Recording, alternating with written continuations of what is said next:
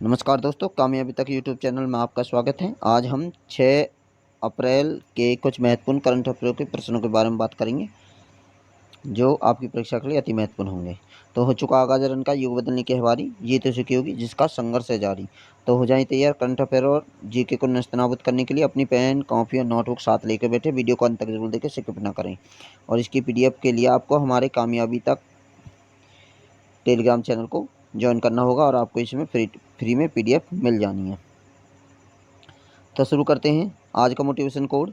सपना देखोगे मुश्किलें हजार आएंगी, लेकिन वो मंजर बड़ा खूबसूरत होगा जब कामयाबी शोर मचाएगी। सपना देखोगे मुश्किलें हजार आएंगी, लेकिन वो मंजर बड़ा खूबसूरत होगा जब कामयाबी शोर मचाएगी। तो डेली करंट अफेयर में आपका स्वागत है। तो आज हम रैंकिंग, रिपोर्टिंग और इंडेक्स से पहली न्यूज़ क्या रही है। रून विश्व की सबसे अमीर स्वनिर्मित महिला। तो बायोकॉन की 3 भारतीय महिलाओं, किरण मजूमदार-शाह, नायका की फाल्गुनी नायर, जोहो की राधा बेम्बू को नवीनतम Hurun reports self made women in the world 2021 में शामिल किया गया है। तो किसे? नायिका को, किरण को और राधा को। नायका की सीईओ और संस्थापक फाल्गुनी नायर को 7.6 अरब डॉलर के साथ शीर्ष 10 सबसे अमीर सूची में रखा गया है। बेम्बू 3.9 बिलियन अमेरिकी डॉलर के साथ भारत की दूसरी सबसे अमीर स्वनिर्मित महिला अरबपति है। हुरून सूची में 25वें स्थान पर इन्हें रखा गया है। Extra information, this is the 12 edition of list. यह लिस्ट का 12वां एडिशनल है। रिवीजन पॉइंट में India rank 220 on 7 SDG goal adopt as 2030 agenda by UN। तो भारत की रैंक 120 रही है 2030 में UN के द्वारा जारी की गई रिपोर्ट में। अब अपॉइंटमेंट और रेजिग्नेशन से क्या न्यूज़ रही है। तो पहली न्यूज़ रही है, विक्टर ओरबान ने हंगरी के प्रधानमंत्री के रूप में चौथा कार्यकाल जीता है।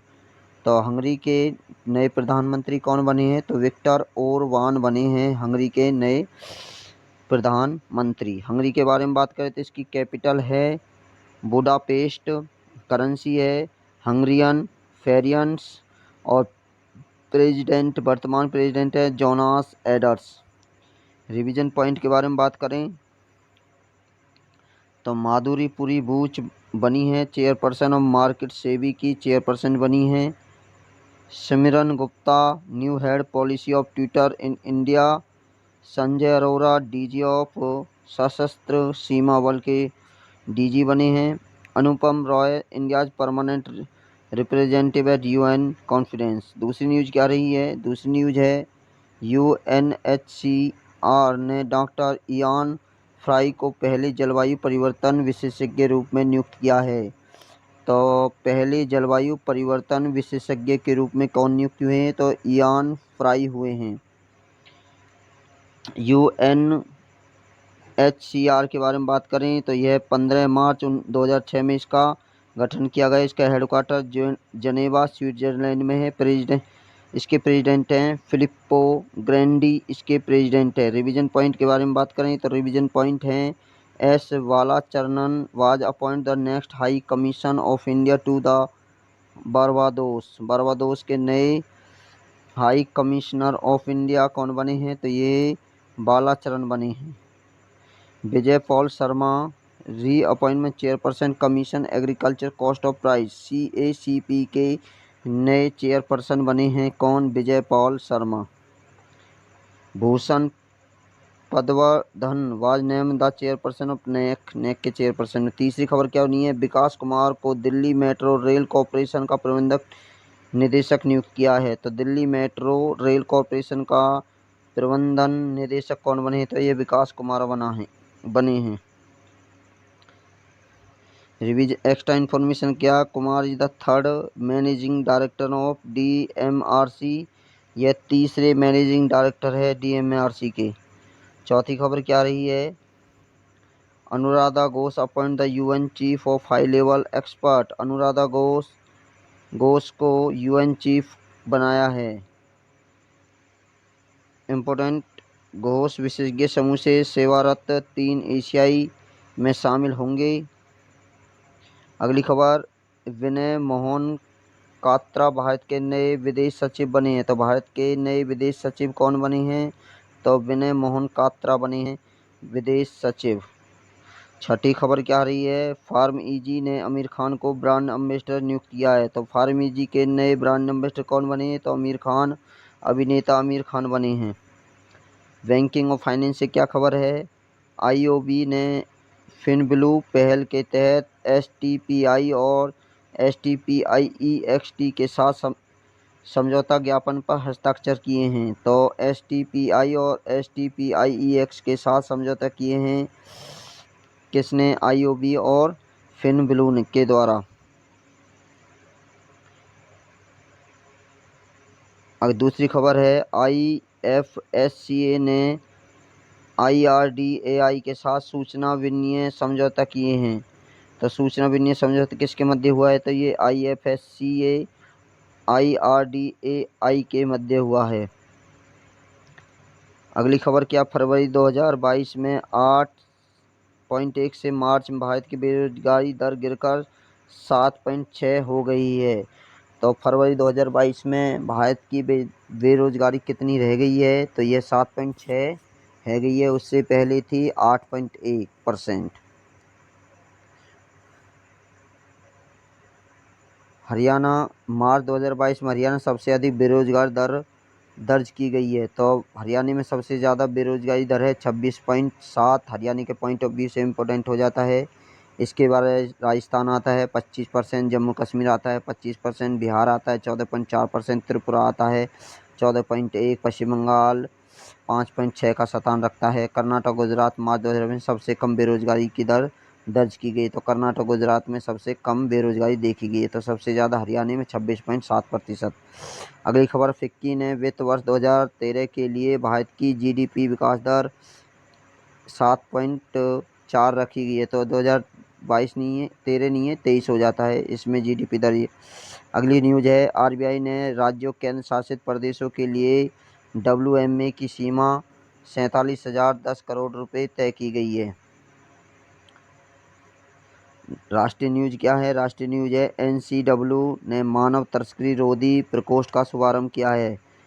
एनसीडब्ल्यू ने क्या शुरू किया है? तो मानव तस्करी रोधी प्रकोष्ठ की शुरुआत की है। एनसीडब्ल्यू की स्थापना 1992 में हुई। हेडक्वार्टर नई दिल्ली में है। चेयरपर्सन रेखा शर्मा हैं। अगली खबर, आरपीएफ ने ऑपरेशन उपलब्ध के तहत अवैध टिकटिंग करने वाले दलालों को किया गिरफ्तार। तो अवैध टिकटिंग करने वाले दलालों को किसने गिरफ्तार किया है? तो आरपीएफ के द्वारा गिरफ्तार किया गया है।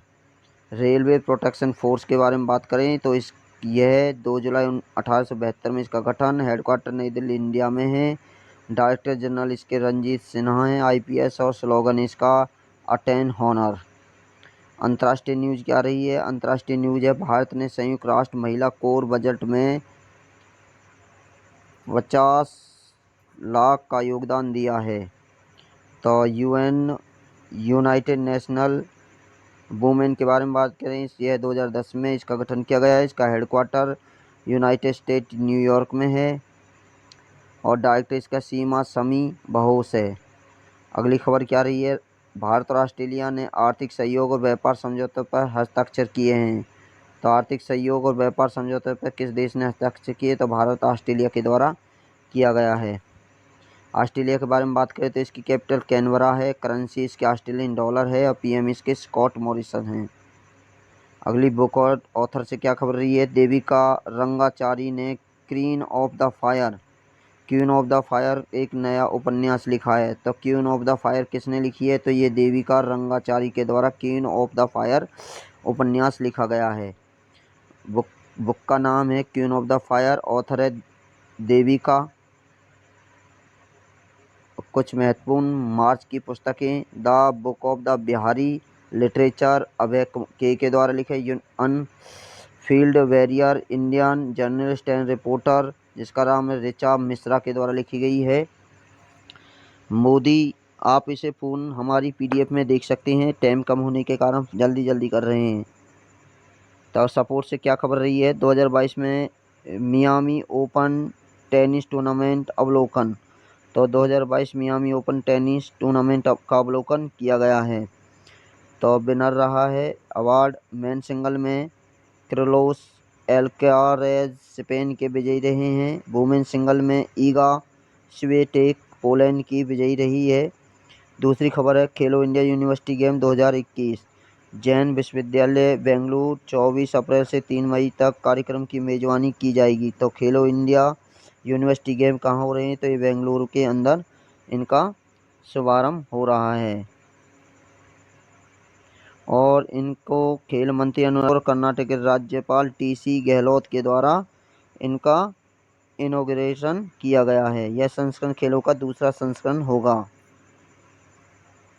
अब ऐप और पोर्टल से टाटा समूह अपना super app Tata Nenu new launch करेगा। तो टाटा न्यू लॉन्च किसने की है, तो टाटा समूह ने न्यू लॉन्च की है। आगे बात करते हैं अवार्ड और विनर से। 64वें ग्रैमी अवार्ड 2022 विजेताओं की सूची देखें। तो सूची क्या है, album of the year we are why the John Bristley ने जीती है। Record of the year leave the door open ने जीती है। बेस्ट न्यू आर्टिस्ट है ओलिवियो रोड्रिगो। और पूरी जानकारी के लिए पीडीएफ में देखें। तो इम्पोर्टेंट डे हैं राष्ट्रीय समुद्री दिवस 2022, यह 5 अप्रैल को मनाया जाता है। समुद्री दिवस 5 अप्रैल को मनाया। इसकी थीम है कोविड-19 से परे सतत शिपिंग। मार्च के कुछ महत्वपूर्ण दिवस, 22 मार्च को वाटर डे मनाते हैं, 22 मार्च को बिहार दिवस मनाते हैं, 23 मार्च को वर्ल्ड मौसम विज्ञान दिवस मनाते हैं, 24 मार्च को वर्ल्ड ट्यूबरकुलोसिस डे मनाते हैं। अब स्टेट न्यूज़ क्या है, अरुणाचल प्रदेश और WWF इंडिया ने राज्य वैध विविधता राजनीति और कार्यक्रम योजना विकसित करने के लिए समझौता किया है। तो अरुणाचल प्रदेश और WWF इंडिया के मध्य राज्य जैव विविधता की रणनीति और कार्य को योजना को विकसित करने के लिए आपस में समझौता किया है। अरुणाचल प्रदेश के बारे में बात करें तो इस कैपिटल है ईटानगर, CM इसके पेमा खांडू, गवर्नर हैं BD मिश्रा। आंध्र प्रदेश के मुख्यमंत्री जगनमोहन रेड्डी ने 13 नए जिलों का उद्घाटन किया। तो कितने जिलों 13 नए जिलों का उद्घाटन कहाँ किया गया है, तो ये आंध्र प्रदेश में किया। आंध्र प्रदेश की राजधानी अमरावती है। CM इस जगनमोहन रेड्डी हैं, गवर्नर इसके विश्वभूषण हरिचंदन हैं।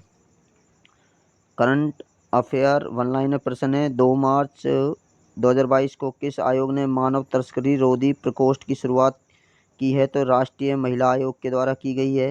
हाल ही में 64वें ग्रैमी अवार्ड 2022 में किस album of the year award प्रदान किया गया है, तो VR को किया गया है। हाल ही में किस टीम के द्वारा ICC महिला वनडे विश्व कप 2022 का खिताब जीता है, तो यह ऑस्ट्रेलिया ने इंग्लैंड को हराकर जीता है।